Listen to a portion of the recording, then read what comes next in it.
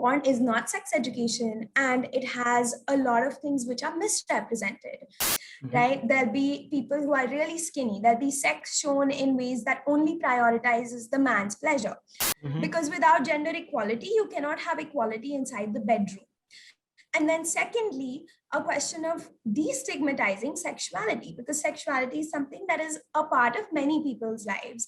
Hello and welcome to this very, very special interview. And today we have with us Karishma. She is a certified sexuality educator. Yes, you heard that right. Now, these are the topics that we all need to talk about today. She makes a lot of useful and informative content on sex education in India and related matters. So, thank you so much for joining us. And my first question is, Karishma, what is sex education? Like a lot of people confuse this. A lot of people say that, specifically parents, they say if a teenager is exposed to sexual content, even for sexual education, they'll be going in wrong direction. So what is the basics? Before the basics, like what is sex education? How do you define it as an expert on this? That's a really good question. So sex education, some people seem to think it is only about telling people how to have sex. That is not true. Actual sex education, or comprehensive sexuality education, that is the official term, is much more holistic. So you start by talking about bodies, you talk about anatomy, how does reproduction work? All that is there. But you also talk about identity, you talk about relationships, you talk about consent, you talk about what good communication looks like. And these are just life skills which come along with sex, sexuality, and relationships, but also just in general, they are very good life skills for people to have. And so sex education includes all of these things. It is not to show people sexual content or teach people about like sex itself, because it's more like, how are we being safe? What are the health measures we are taking? All of those things, right? And parents have this hesitation. They think that it's not good to show kids, but in reality, if you look at the statistics and you look at the data of populations who have been exposed to sex education, they actually end up having sex at a later age. There are less rates of teen pregnancies, and so these hesitations are like not necessary at all.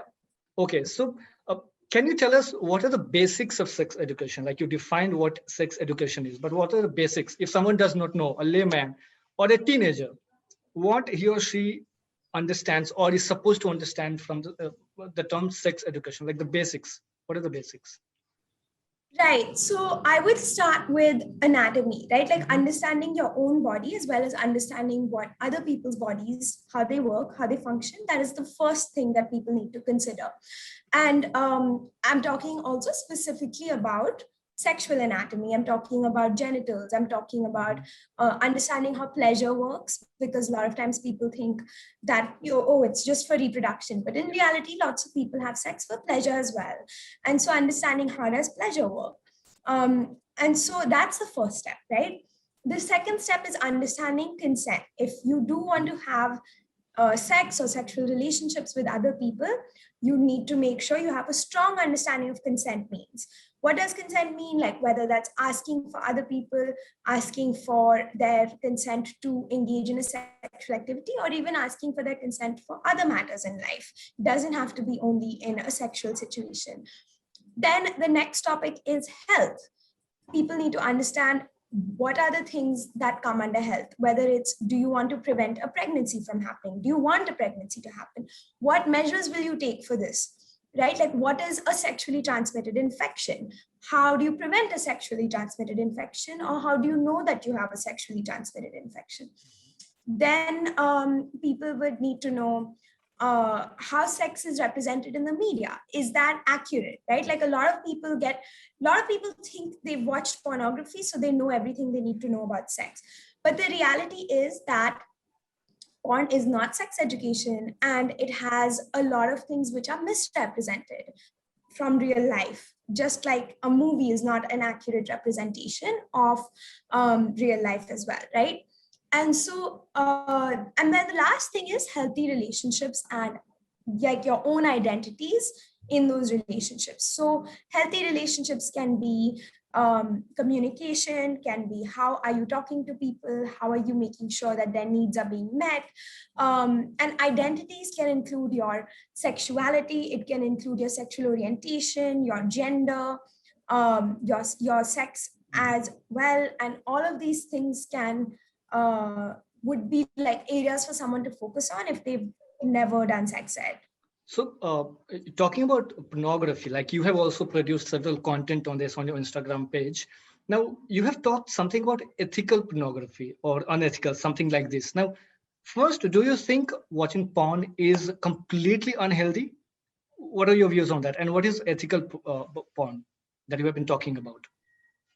Right. So I think when it comes to pornography, it's really important to remember, especially with young people, telling them, hey, like, don't do something is not enough, right? You need to instead explain what are the pros and what are the cons, right? And recognize that young people are curious and young people have access to the internet and they might access pornography, right? So you want them to be informed users. And when it comes to mainstream pornography, when you just Google search porn, or the first few websites which will show up will be things like Pornhub and other websites, not naming them, but these websites tend to show porn in a one very specific light, right? It shows mostly like the first few videos will usually be white people, right? There'll be people who are really skinny. There'll be sex shown in ways that only prioritizes the man's pleasure. There will be say like a lot of dramatics happening. There'll be like loud Which is sounds. unrealistic, if I'm right in understanding, which is Right, unrealistic. exactly.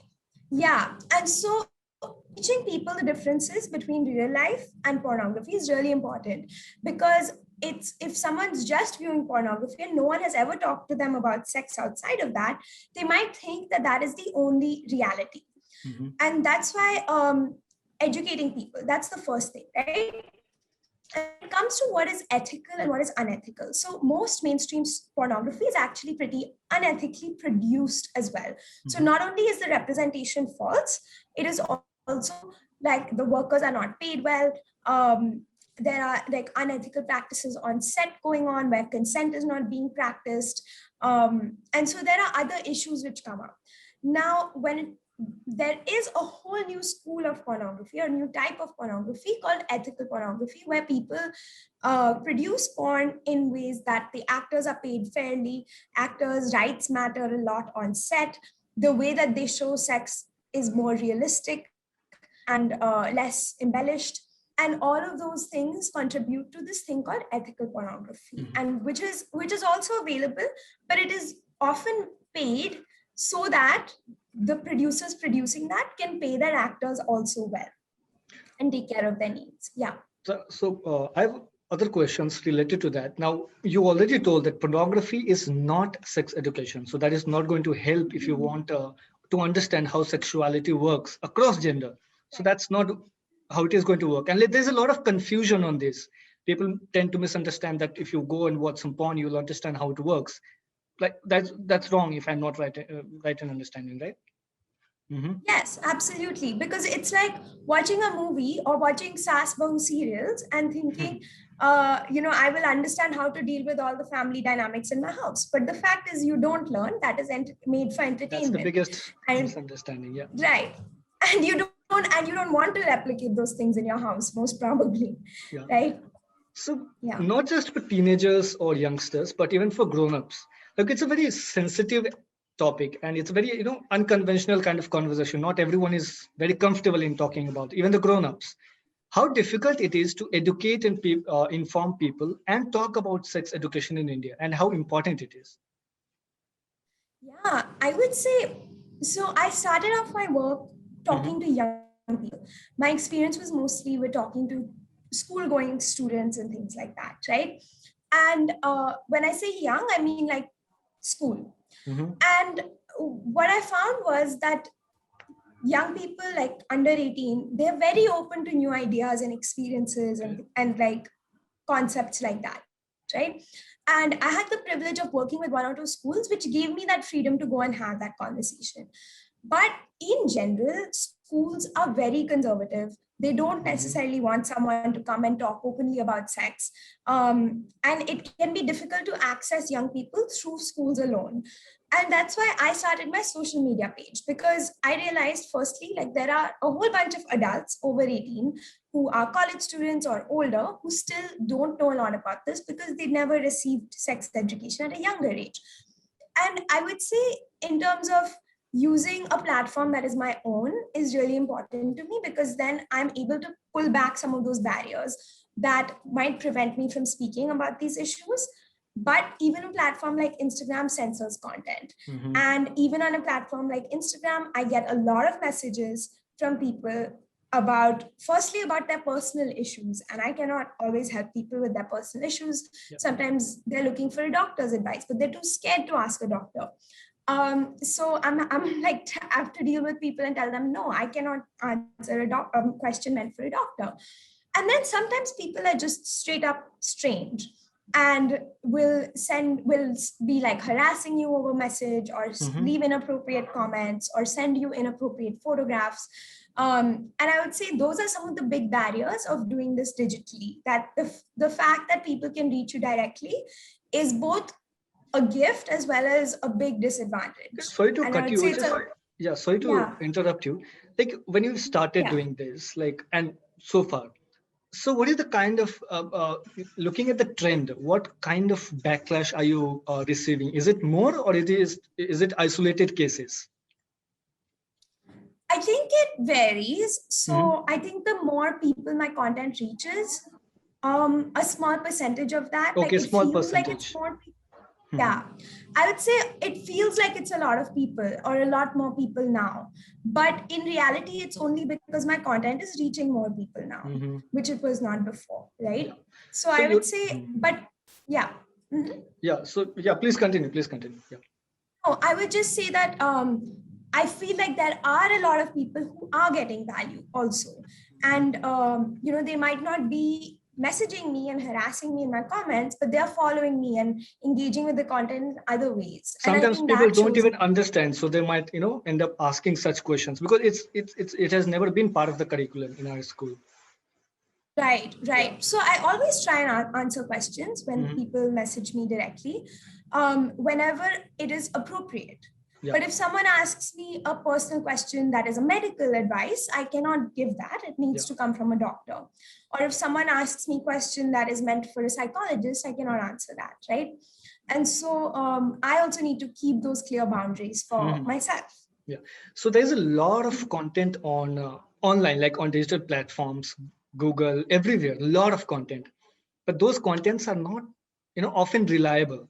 These are very misleading and not good.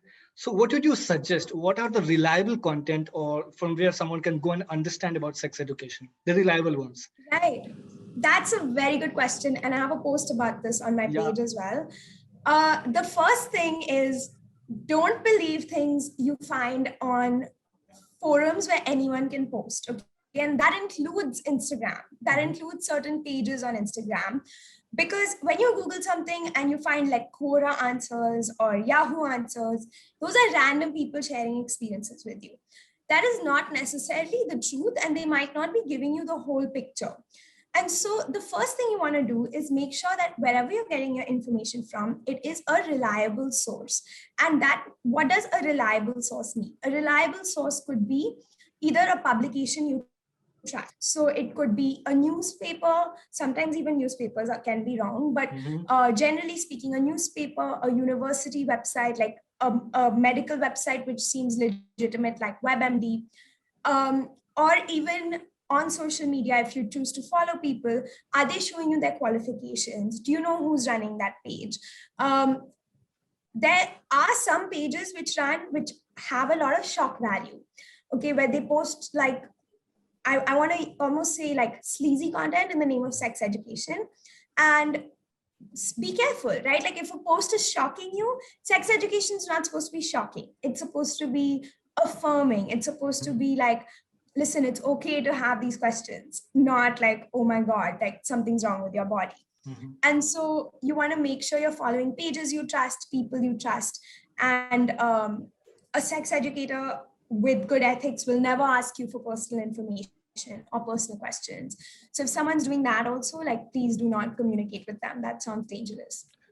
So, what are some of the most common myths about sex and sex education in India? Like the common myths across gender. Yeah, that's a good question. So, one, I'd say the first biggest myth is the idea that young people who are not married are not having sex. Mhm. A lot of people, I don't know why, have this idea that college students, even high school students, do not have sex, so we don't have to worry about it. And when they get married, they'll just somehow magically know what to do on their first night.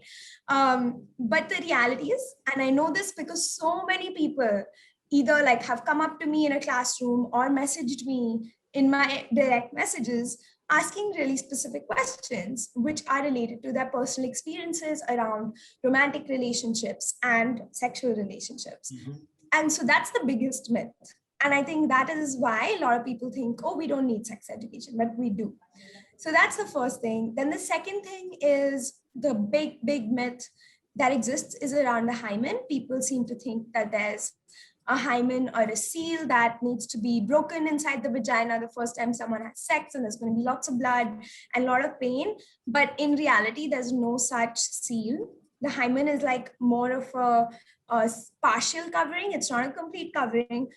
For most people, they do not have pain and do not bleed. So this is a complete myth. And if they do have pain or bleed, it could be that the person was not that aroused, or the person was not using a lubricant, or was not very wet. Like, there's a lot of issues that can contribute to pain. But this virginity myth keeps coming up over and over and over. Mhm.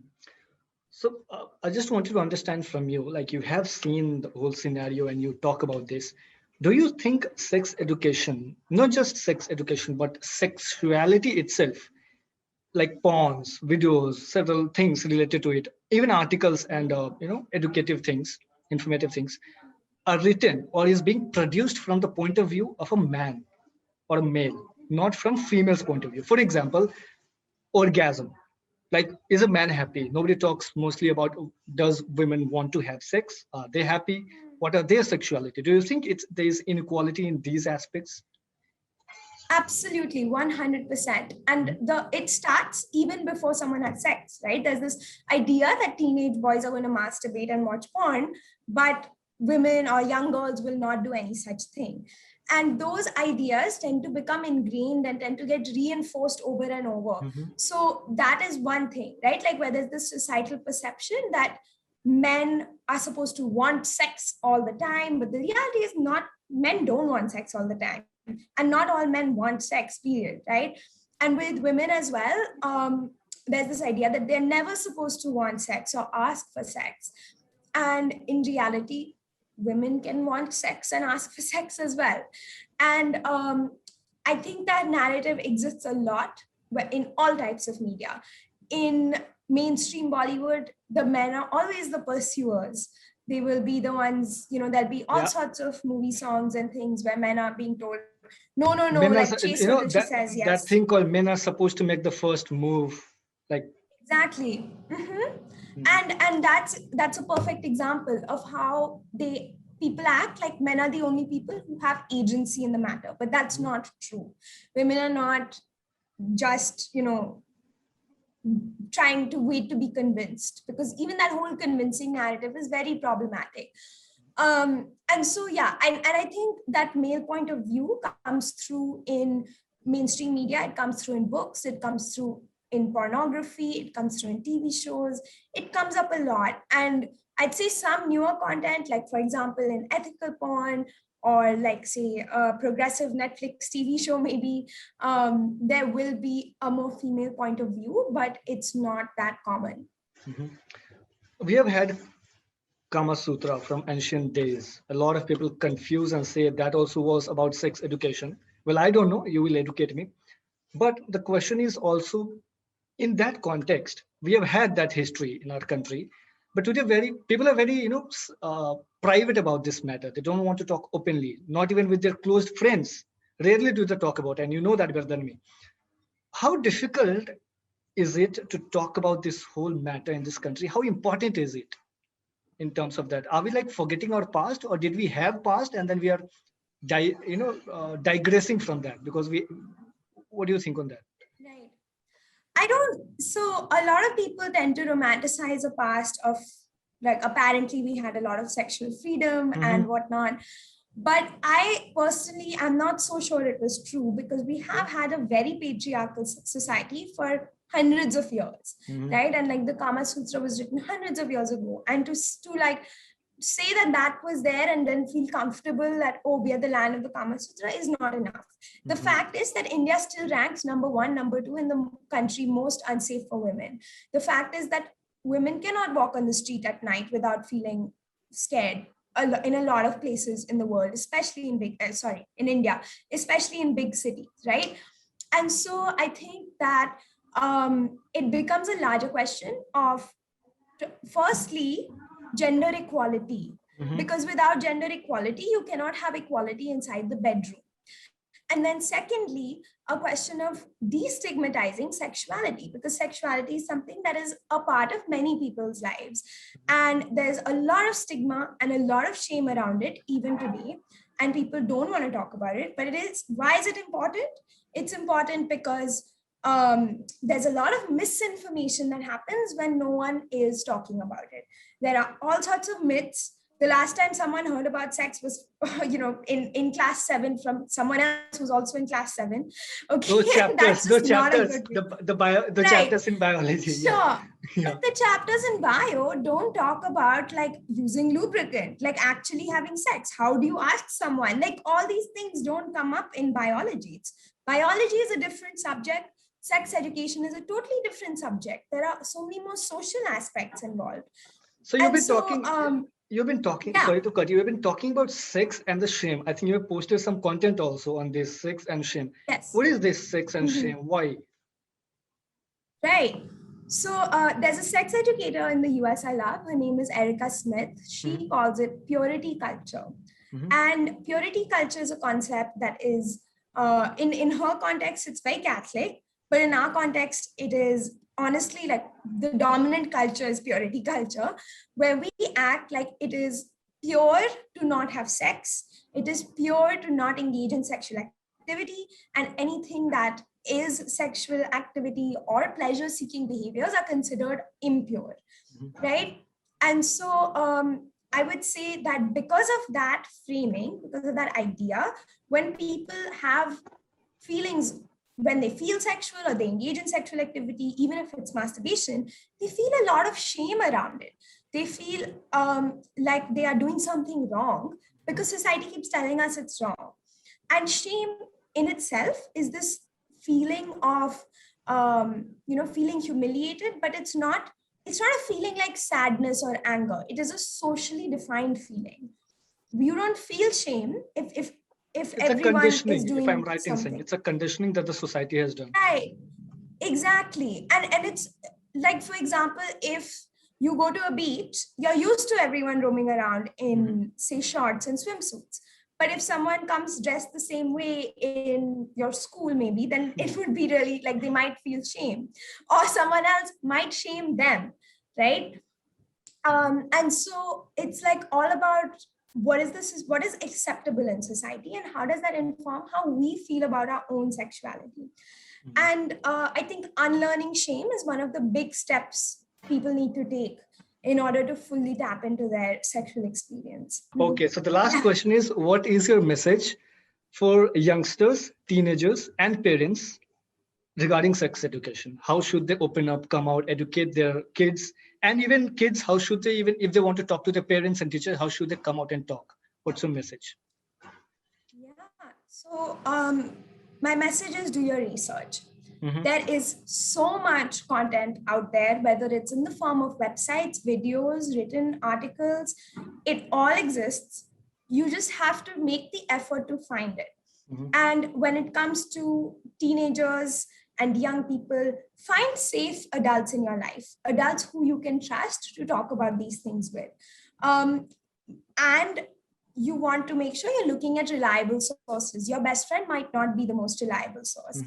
And with adults, when it comes to learning about how to teach their children, about these topics, adults, teachers, parents, whoever it might be, you want to, again, there are books, there are videos geared specifically towards teaching parents how to have this conversation.